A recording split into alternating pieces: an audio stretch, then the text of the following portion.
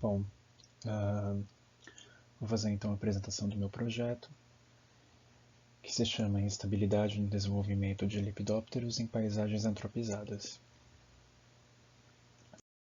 Então, o que a gente precisa entender, primeiramente, é que existem uma série de dinâmicas e estruturas que são sociais, políticas e econômicas e que a gente agrupa num grande termo bastante abstrato e generalista de atividade humana. E a gente sabe que essa série de forças que vem de vários lados e que possuem várias naturezas, elas são modificadoras da estrutura e da composição das paisagens. Então, passa a ser uma questão de interesse da ecologia entender como essa modificação afeta a vida. E eu estou particularmente interessado em entender como essa antropização pode ser uma origem de estresse. Então eu estou interessado nesse estresse, mas estresse é um termo meio abstrato também, né? Então quando a gente fala de estresse, a gente pode estudar estresse de diversas formas, e eu estou interessado no estresse que é causado como uma instabilidade no desenvolvimento. Então eu estou falando da antropização como algo que afeta a estabilidade de um organismo se desenvolver. Bom, então quando a gente lida então com desenvolvimento, a gente precisa entender dois conceitos distintos, dois fenômenos distintos, que são a estabilidade de desenvolvimento e a instabilidade de desenvolvimento. São dois conjuntos de processos separados e independentes. A estabilidade é um conjunto de processos que tem a função de amortecer e resistir a disrupções durante o desenvolvimento, disrupções na estabilidade desse desenvolvimento. Então, isso é feito através de feedbacks negativos enzimáticos e regulação nervosa hormonal de estruturas. E a instabilidade do desenvolvimento são outros processos distintos e independentes que são gerados por causa intrínseca, ou seja, geralmente genética, causas que têm a ver com o funcionamento do organismo em si, ou a causa intrínseca, causa extrínseca, que são as causas que vêm de fora do ambiente. E eu estou interessado nessas causas. E, de modo geral, a instabilidade são as disrupções na precisão do desenvolvimento e gera mudanças aleatórias e pequenas em processos celulares, enzimáticos e fisiológicos. Então, a gente não está falando de grandes mudanças, mas sim de mudanças muito pequenas, numa escala muito pequena e aleatória. Então, a estabilidade ela é uma série de processos que busca reforçar a realização de um formato ideal do organismo. A instabilidade ela é uma série de processos que atrapalham essa realização do formato ideal. Então, esse formato ideal é menos realizado. A pergunta que fica, então, é o que é o formato ideal? Como a gente sabe o que é ideal? E a gente não sabe. A gente não conhece o formato ideal a priori. Bom, porém, nós temos a bilateridade em vários organismos. Né? A simetria bilateral é uma característica muito espalhada em uma série de grupos e ela oferece pistas para a gente sobre o que seria a forma ideal. A gente tem dois tipos de simetria bilateral. A simetria de objeto, quando a simetria é contida pelo próprio objeto. O próprio objeto possui em si o eixo de simetria. e a assimetria de acoplamento, matching symmetry, que é a assimetria de estruturas espelhadas e que existem separadamente. Ambas essas assimetrias elas são codificadas pela mesma região genômica, então a gente pode esperar que ambos os lados fossem idênticos.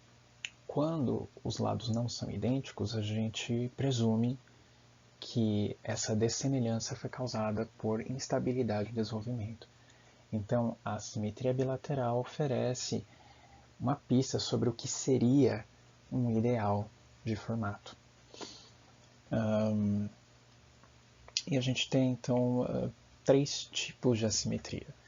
A assimetria direcional, quando a gente percebe uma tendência na população de ter características assimétricas acentuadas para mais um lado do que outro. Então, por exemplo, o lado esquerdo é mais assimétrico do que o lado direito numa população.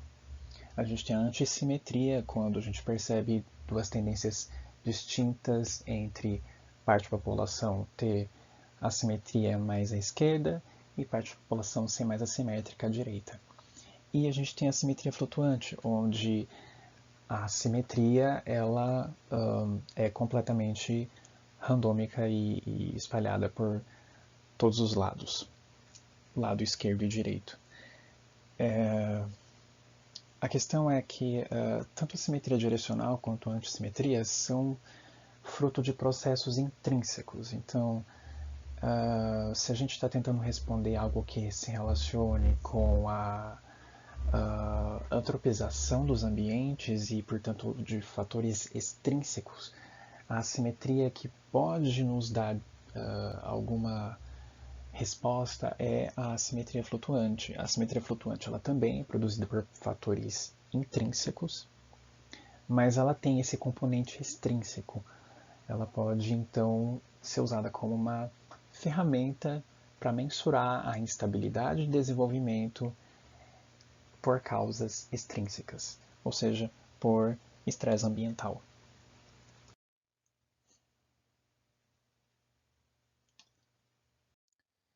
As hipóteses são de que a gente vai encontrar uma relação fraca entre a simetria flutuante e a antropização, dado que as espécies modelos de estudo parecem se beneficiar de transformações antrópicas da paisagem. E as espécies modelos não irão demonstrar sinais de estresse em ambientes menos antropizados, já que a disponibilidade de ambiente não florestal é muito alta. Bom, essa é a área de estudo. Os círculos indicados no mapa representam as áreas visitadas e os círculos amarelos são as áreas onde coletamos as espécies do estudo e os círculos verdes onde elas não ocorreram. Portanto, essas paisagens verdes não fazem parte do nosso desenho. Bom, o nosso método de coleta foi visitar as áreas e usar armadilhas Van Sommer-Rieden, escadas com um preparo fermentado de banana e garapa, deixar as armadilhas por 48 horas em campo, distanciadas 50 metros umas das outras. A gente usou mais ou menos 10 a 15 armadilhas, de acordo com a facilidade de acesso às áreas da paisagem. E então a gente voltou a campo depois dessas 48 horas e coletou os indivíduos, armazenamos os indivíduos em envelopes e levamos os indivíduos para o laboratório de sistemática de borboletas da Universidade de Campinas para ser feita a identificação. Feita a identificação das espécies, a gente selecionou as espécies que melhor se distribuíam e que eram mais abundantes entre as paisagens para fazer o nosso estudo. A partir da seleção das espécies, então eu começo apresentando material e métodos. E essas são as espécies de estudo. A gente começa vendo a Paraphitimoides poltis. Ao lado a gente tem o mapa de distribuição. das duas subespécies da espécie, e no caso a gente sabe que trabalha com a Paraphtimoides poltis poltis. A gente pode ver o círculo vermelho no mapa indica a área aproximada da coleta, onde ocorre apenas a poltis poltis. Ela é muito comum de ambientes abertos, bordas, florestas secundárias e ambientes ripários. E tem sido muito vista em áreas perturbadas. Depois a gente tem as CCIOs. Ao lado a gente consegue ver também a distribuição dela. Ela ocorre em áreas florestais abertas, vegetação ripária e áreas antrópicas. Comumente está em áreas sombreadas, úmidas, bordas florestais e florestas secundárias. Essas são as duas espécies com que a gente vai trabalhar. Bom, então definidas as espécies, eu começo a preparar o material e eu começo então a preparar as asas, que é o material que eu vou usar para testar a simetria entre os lados. Então eu destaco as asas, depois eu diafanizei elas, que é o processo de torná-las transparentes, e depois eu escaneei elas. Feito isso, eu usei o GIMP para manipular as imagens e conseguir refletir as asas direitas para a esquerda e deixar todas as asas iguais, voltadas para o mesmo lado, para que eu não fosse enviesado na hora de digitalizar. Então eu agrupo as imagens em um conjunto de imagens e eu digitalizei 2 vezes esse conjunto de imagens para a gente poder depois mensurar o erro de mensuração que eu cometi. Aqui está uma imagem de exemplo da estrutura e dos landmarks designados. Os landmarks são pontos anatômicos que são homólogos, eles são encontrados em todos os espécimes do estudo. Eles estão sempre no mesmo lugar topológico, são as mesmas estruturas. Então a gente usa eles para descrever a forma que a gente está tentando estudar. No meu trabalho eu utilizo 19 landmarks, a maior parte deles landmarks do tipo 1, justaposições entre tecidos, que são os landmarks colocados nos encontros venosos e nas terminações venosas. E também utilizo um marco do tipo 2, que é um marco colocado em máxima curvatura, para marcar a base das asas. A gente precisa ter uma cobertura interessante da estrutura que a gente está tentando investigar, porque é essa cobertura que vai permitir que a gente entenda a forma. Os marcos, eles, conforme eles são designados, eles vão produzindo uma matriz de coordenadas. Essa matriz de coordenadas é o que a gente vai lidar depois no processo de ajuste de Procrustes.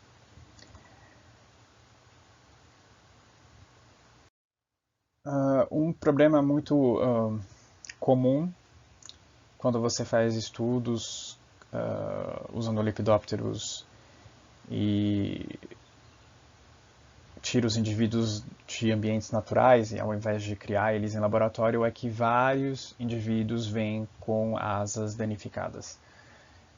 As asas se danificam ao longo da vida do indivíduo, principalmente quando eles estão ficando mais velhos e já tomaram muito sol, muito vento, muita chuva, bateram as asas em muitos lugares, então as asas perderam muitas escamas e se tornam mais frágeis.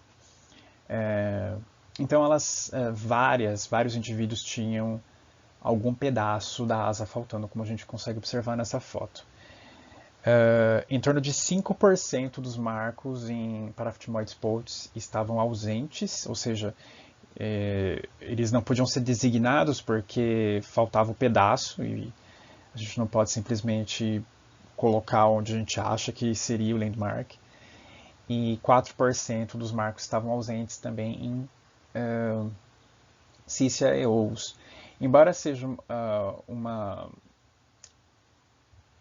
porcentagem pequena, essa porcentagem estava difusa entre os indivíduos, então eram na verdade muitos indivíduos com algum landmark faltando. Isso é muito problemático porque se faltam landmarks a gente não consegue fazer as análises estatísticas que a gente precisa, então é necessário fazer escolhas. Exclusão de indivíduos, no caso, seria muito ruim para esse estudo, porque baixaria muito o nosso N amostral. Então, eu procurei alternativas para lidar com esses landmarks ausentes. Então, eu encontrei esse paper da Jessica Arbor e do Caleb Brown, onde eles fazem uma avaliação de estimadores de landmarks ausentes. São diversos métodos para se estimar a localização de landmarks ausentes. E eles concluem que a informação representada pelos espécimes incompletos compensa os possíveis erros produzidos por métodos estimadores, principalmente quando pelo menos 25% do dataset é composto por espécimes completos. E o método mais consistente nas análises foi o PCA bayesiano, que é uma mistura de regressão de componentes principais, com estimação bayesiana e algoritmos interativos de expectativa e maximização para definir onde estariam esses landmarks ausentes. Eu utilizei esse método para poder definir onde estariam os landmarks ausentes e conseguir designar os landmarks ausentes nos meus espécimes. E deu certo. Eu usei o R para fazer isso, o pacote Lost, o pacote Geomorph. E aqui a gente consegue ver a asa com o pedaço faltando, agora com os landmarks devidamente definidos. É importante ressaltar que, na verdade, esse processo ele só demarca os landmarks ausentes, então todos os landmarks que não estão ausentes eu demarquei. Então, tendo as asas completamente digitalizadas, eu posso partir para o próximo passo. E o próximo passo é o ajuste de Procrustes, que é o grande paradigma da morfometria geométrica. Que é esse processo onde a gente manipula, como eu disse, o processo de definir landmarks, produz uma matriz de coordenadas para esses landmarks. E a gente faz uma série de operações com as matrizes de coordenadas para conseguir excluir os efeitos de tamanho, posição e rotação dos dados, já que esses dados eles não têm só informação de forma, mas eles têm essas informações de tamanho, posição e rotação que não são interessantes para nós. Então, enfim, a gente começa a manipular essas matrizes.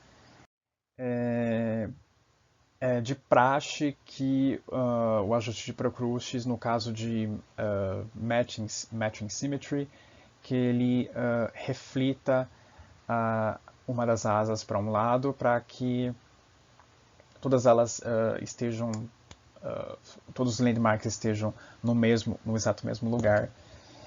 Mas isso não foi necessário porque eu já tinha feito essa reflexão. Mas é bom deixar claro que isso é parte do processo. Eu não precisaria ter refletido no GIMP as imagens. Eu fiz isso para evitar o envezamento na hora de digitalizar. Depois de refletidas as imagens, então, os landmarks, eles são reescalonados para tamanho centroide, equivalente a 1, para que todos eles tenham o mesmo tamanho. O tamanho centroide é uma unidade de tamanho que é basicamente produzida, que é basicamente a distância ao quadrado dos landmarks, de cada landmark até o centro, até o centroide, o centro de equilíbrio desses landmarks. Na verdade, o centro de equilíbrio da configuração. Então, é a raiz quadrada da soma das distâncias quadradas entre os landmarks e esse centro. Então, isso é calculado para todas as configurações, né, todas as asas, e todas elas são escalonadas para tamanho 1. Então, elas têm o mesmo tamanho, e aí a gente consegue eliminar o efeito de tamanho. Depois, essas configurações elas têm seus centroides alinhados para que a gente consiga excluir o efeito de posição, né? E depois a gente rotaciona elas procurando um encaixe melhor entre os landmarks, ou seja, a menor distância possível entre landmarks que são relativos, né? Que são correspondentes. No final desse processo, o que a gente tem é uma nova matriz, dessa vez sem as informações de posição, de rotação e de tamanho, só as informações de forma. E aí a gente chama essas coordenadas novas de coordenadas Procrustes. Tá, mas e se houver uma correlação entre o tamanho e a forma? Porque o paradigma de Procrustes, o ajuste de Procrustes, ele serve para que você elimine o tamanho em si, elimine as variações de tamanho entre as configurações, mas quando existe de fato uma correlação entre a forma e o tamanho no indivíduo, essa correlação ainda existe nos dados de forma, e a gente precisa então investigar se há essa correlação, que a gente chama de alometria, e se há, a gente precisa decidir o que vai fazer com isso. No meu caso, é interessante que eu elimine esse efeito alométrico. Eu usei então o Morpho-J para investigar se tinha alometria ou não, fazendo uma regressão entre a forma e o tamanho, entre os dados de forma e os dados de tamanho. Então a gente pode ver aqui que 4% dos dados das coordenadas Procrustes de Poltz são alométricas, elas têm uma correlação com o tamanho, e 46%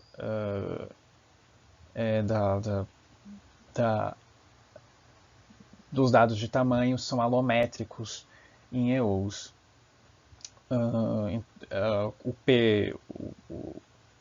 A estatística P para os dois testes, para as duas regressões, é significativa, então a gente realmente tem alometria nessas proporções. E então a gente precisa decidir o que fazer com isso. Aqui a gente tem um gráfico mostrando a dispersão dessa regressão. E a gente consegue ver aqui dois grupos distintos em EOs.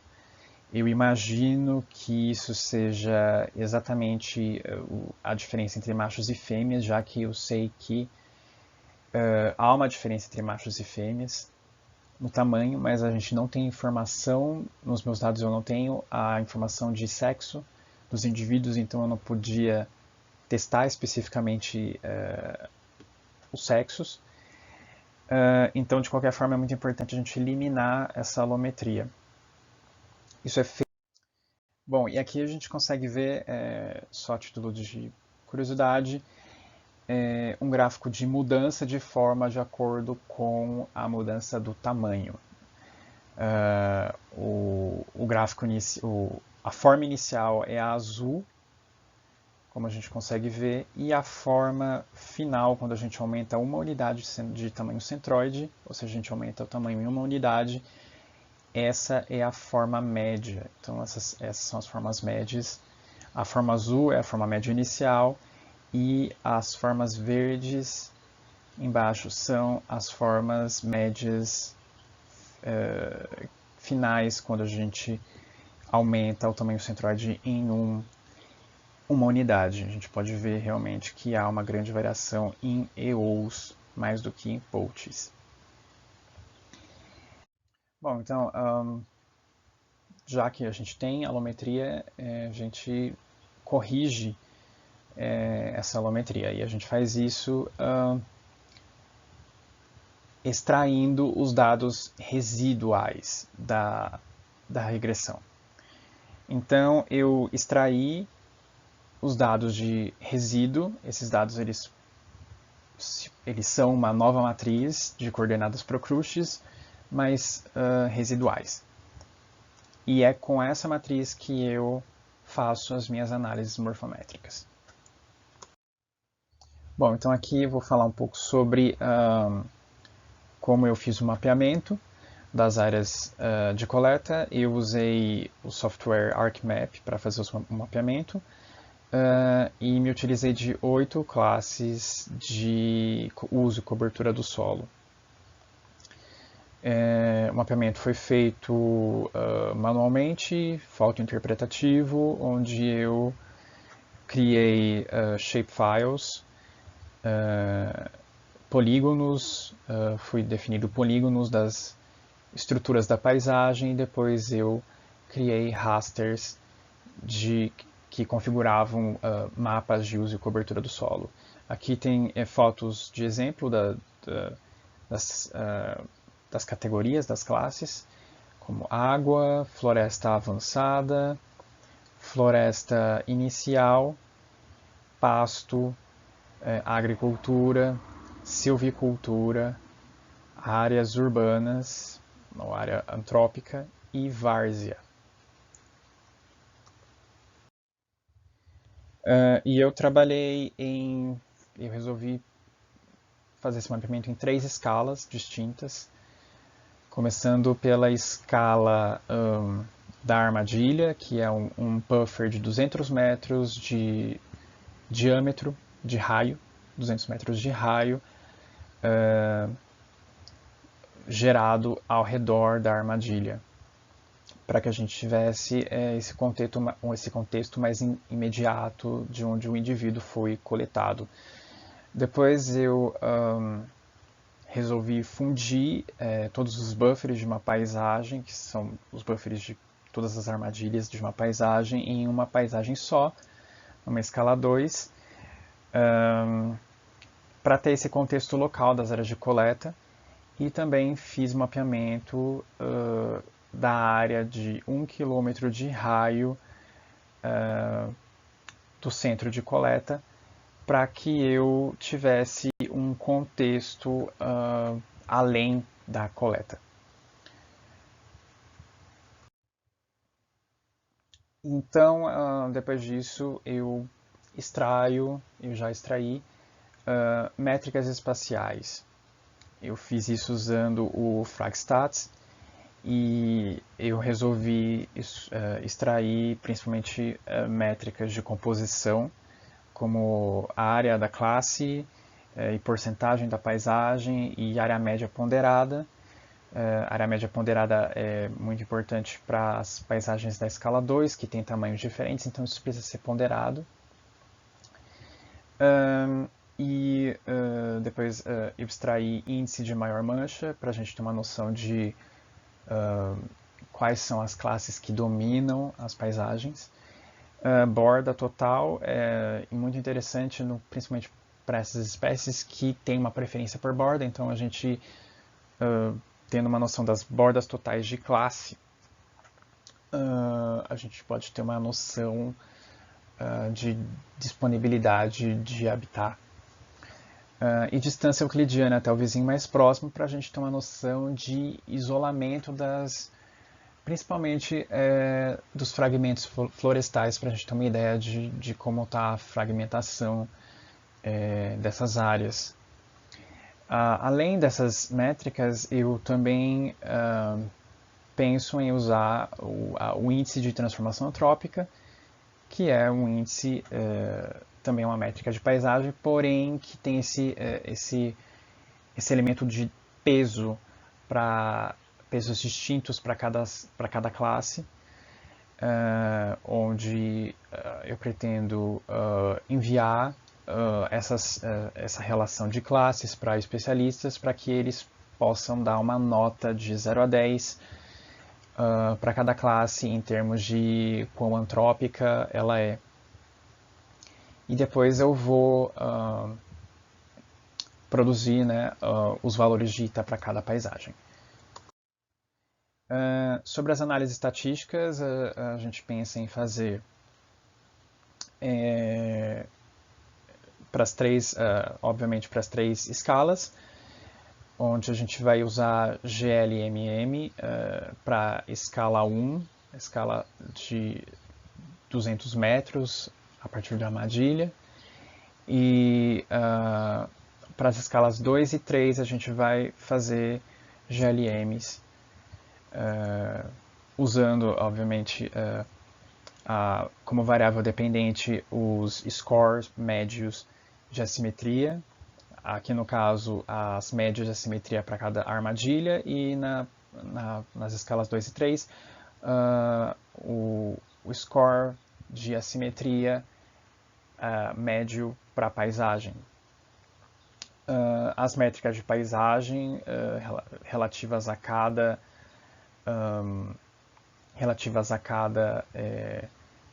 escala, e no caso da escala 1, a gente vai ter ainda o efeito aleatório da paisagem, que é a variável que agrupa os dados.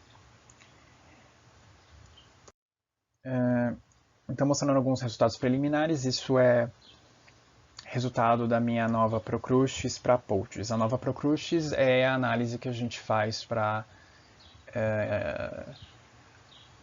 investigar se há assimetria flutuante, assim como assimetria direcional. Aqui a gente pode ver, na análise de forma, que nós temos um efeito não significativo para os fatores extra 1 e 2. No caso, os fatores extra 1 e 2 são a paisagem e a armadilha. A gente tem um efeito individual, uma variação individual significativa, então cada indivíduo tem contribuído bastante para a variação de forma. Depois, em side, a gente tem o fator que é referente à variação de assimetria direcional.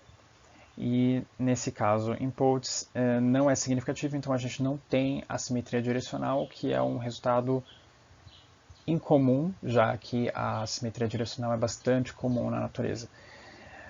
Porém, a interação entre indivíduo e lado é o nosso interesse, porque é o fator que nos dá a assimetria flutuante.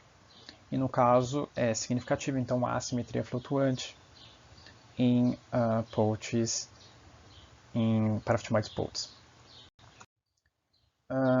E essa é a tabela de ANOVA Procrustes para CICEA-EOs. A gente consegue ver também que há assimetria flutuante para EOs. E também há assimetria direcional. Também há assimetria direcional para CICEA-EOs. Os efeitos extra não possuem não possuem significância, e o indivíduo, mais uma vez, cada indivíduo é significativo para contribuir para a variação geral da forma. Bom, aqui, como a gente pode ver, são os histogramas de frequência dos valores de assimetria para EOs e para POUTs, tanto a assimetria quantificada como distância Procrustes, como a assimetria quantificada como distância de Mahalanobis. Aqui a frequência de valor de assimetria média por armadilha para EOs e para POUTs. E aqui a simetria média por paisagem para Eos e para Potes, tanto a Procrustes quanto a Mahalanobis. Bom, essa é uma imagem que eu fiz para a gente ter uma noção, uma síntese de como está a distribuição das classes e a proporção delas em cada paisagem na escala 3, que é aquela escala de 1 quilômetro. Então a gente consegue ver uma forte predominância de pasto e de agricultura, assim como uma quantidade até que razoável de floresta avançada em pelo menos 4 paisagens, né? Na paisagem 4, 27, 24 e 23, a gente tem uma proporção maior de floresta avançada, enquanto a gente não tem floresta avançada na paisagem 9 e, nem e pouquíssima floresta avançada na paisagem 1, onde a gente também tem uma proporção considerável de área antrópica. Algumas das classes são subrepresentadas, como várzea, que isso acontece em 4 paisagens. E silvicultura também não é tão representativa, a não ser na paisagem 1, onde ela tem mais de 25% da cobertura da paisagem. A água, obviamente, é uma classe de pouquíssima representatividade em comparação, porque a gente está falando de corpos de água que são muito pequenos em comparação a outras estruturas da paisagem, então a gente não consegue ver muita água, a não ser na paisagem 9 e um pouco na paisagem 1.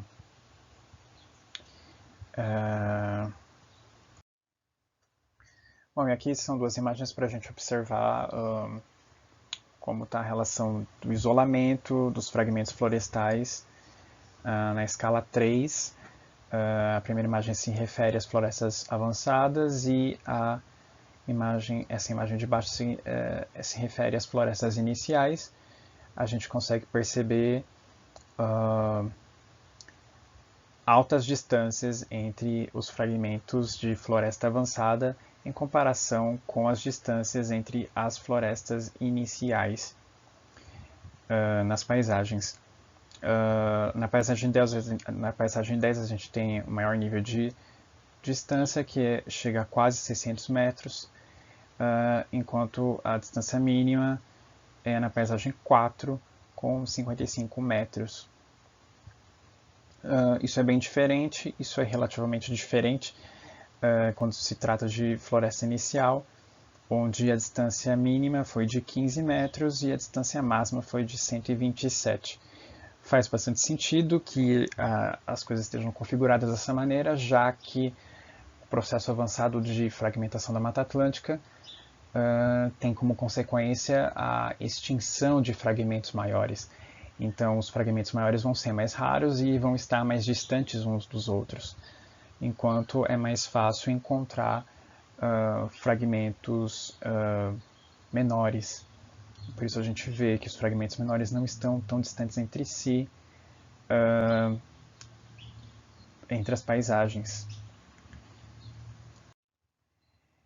E esse é o meu cronograma de trabalho a partir de agora, né? O que está em amarelo é o que eu preciso fazer e o que está em verde, azul, é o que eu já fiz. Então, estou qualificando, mas a fazer.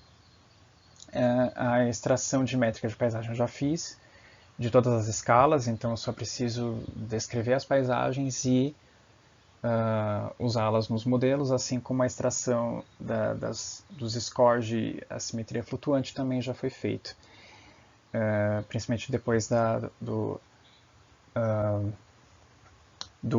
extração da alometria dos dados de forma.